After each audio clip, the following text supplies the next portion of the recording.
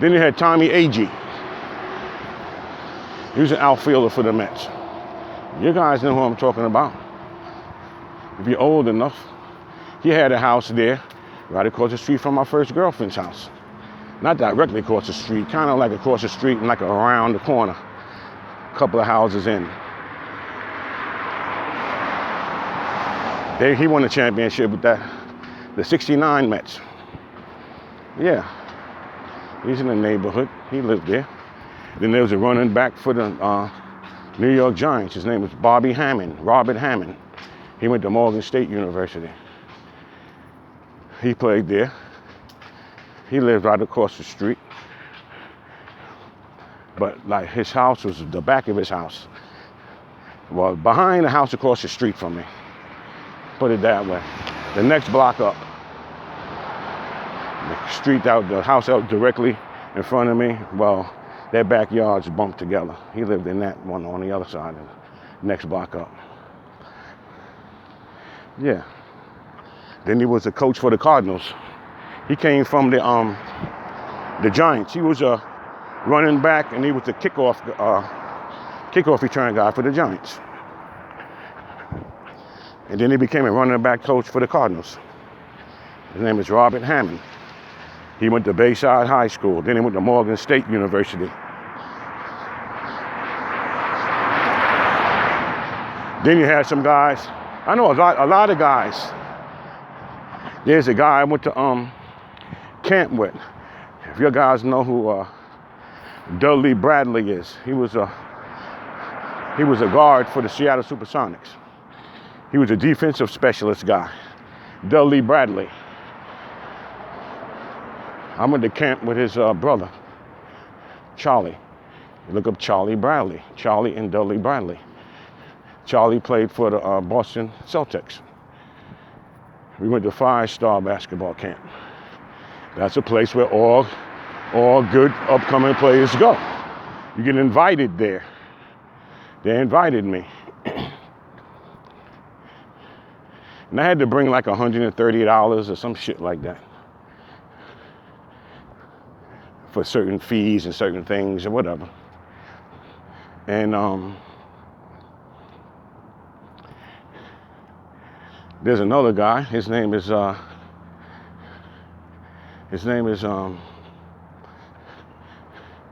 got Ronnie Harmon. Here's another guy that went to Bayside High School. I think it was two of them, Ronnie and Terry. Terry Harmon and Ronnie. Look up Ronnie Harmon. Harmon.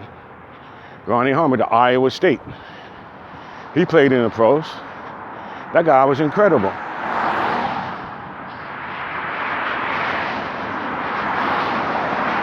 He ran all over our team. He was unbelievable. How some guys is just, some guys is just unbelievable. Good morning. Yeah, that guy was like unbelievable. That guy was unbelievable. We played against him. That guy was something else. He ran all over us. I tried to tackle that guy. That guy was big. He had broad shoulders. He was strong. And he was fast. And he was real strong. That guy was coming at me. I went to try to tackle that dude. That dude just pushed me off and was gone. And the way he run with his, you would think that, because they teach you how to hit the belt buckle, like around the waist, like the belly button, go for the belly button. I got a lot of hits on, good hits on people playing football. But that was one guy that I will never forget. That's one guy that I won't forget. That fucking guy. He's one of those, he runs square. That guy's run square straight up. Showed broad shoulders and a little waist. And big legs, big thighs. Even then, that guy must have been about 6 feet, or 6'1", or something like that. He was taller than me. And he was running all over us, man. They kept giving that guy the ball. I mean, he wasn't running all the way every time, but he was getting a whole lot of yardage, man. It was taking a lot of us to get him down. I was like, who is this fucking guy? He's got to be somebody that's, known. You know when you're playing against somebody that's known. A lot of guys I played against, I didn't even know who they were. I didn't pay attention to people's names and stuff. I was just excited to play. I was just excited to play. I didn't fucking know people's names. I didn't care. It's like we played at Riverside Church, a basketball game at Riverside Church. That's in Harlem, in Manhattan. And I didn't even know we was playing against Al King.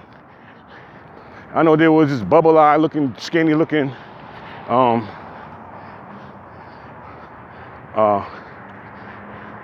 lizard face looking motherfucker with pop eyes looking like a fucking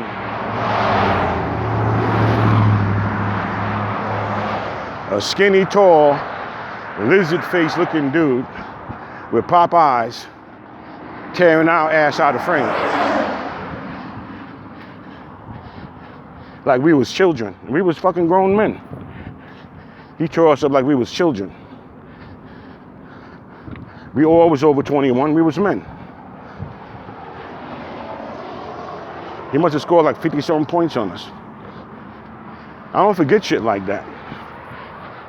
And then like one time I was in my homie's basement. They was playing some kind of little bullshit game. Him and his friends. I don't play this game that they play. Some kind of sport game on a board game. Strato or something like that is what it's called. I never got into it. I used to go over there with those guys and drink and get high and watch them play.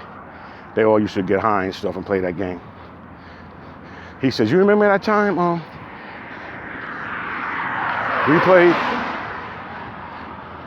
against Al King and they tore our ass out of frame? I was like, what are you talking about? He said, yeah, that skinny dude, the one that scored all those points. I was like, get the fuck out of here. He was like, yeah, that was Al King. I was like, what? And there were a couple of guys that were there that were laughing. Like, what are you thinking of? What was you thinking about? So I wasn't thinking about no fucking who the fuck that guy was.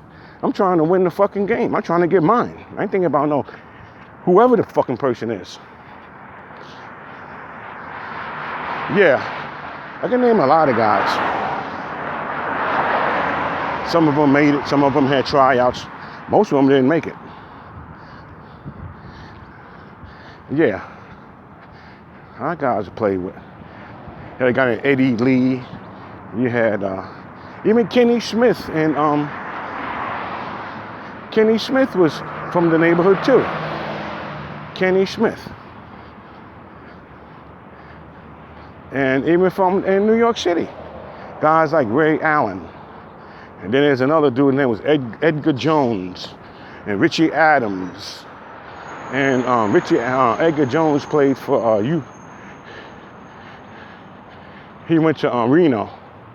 He went to school out here, went to Reno. And then he played for the Utah Jazz, I believe. Yeah, well, I know all these kind of guys I played ball with, against, or played right behind them on the same tournament. And you can see, I even seen what's going on, Al King at a tournament. But his brother was actually younger than me, younger than us, and was busting our ass.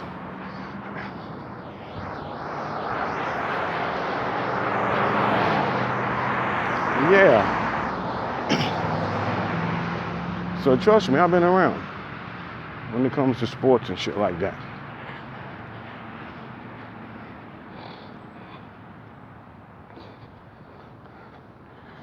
I see fuck boy ain't home.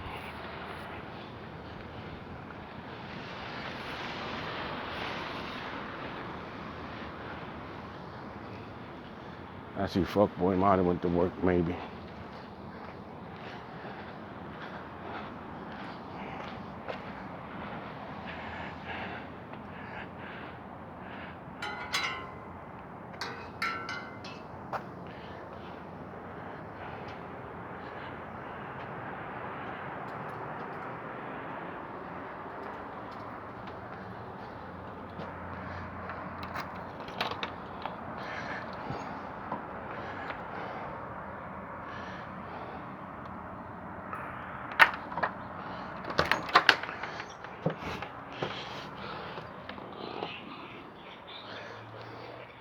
That guy, excuse my hand, that guy's still sitting in his car. I was opening the door. That's how I blocked the thing. I found this nail outside. It's a big ass nail, right? I put all this kind of crap. Put all this shit in here. It's aluminum too.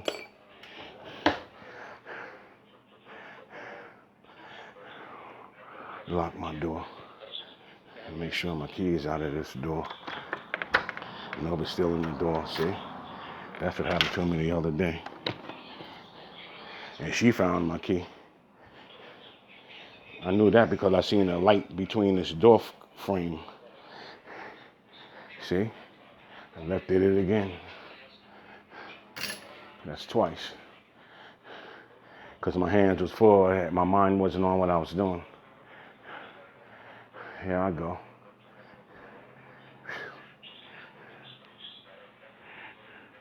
Yeah, there I go. I'm not no little guy.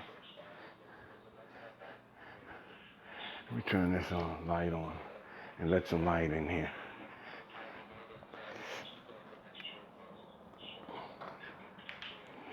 Yeah, here I go, right here.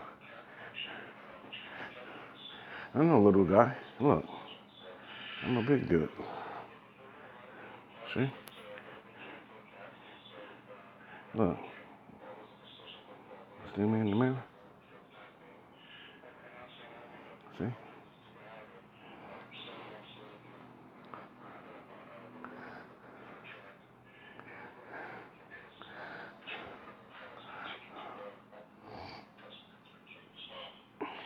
See?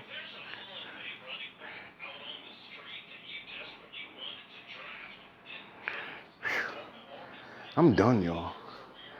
Get a good look at me. Whew.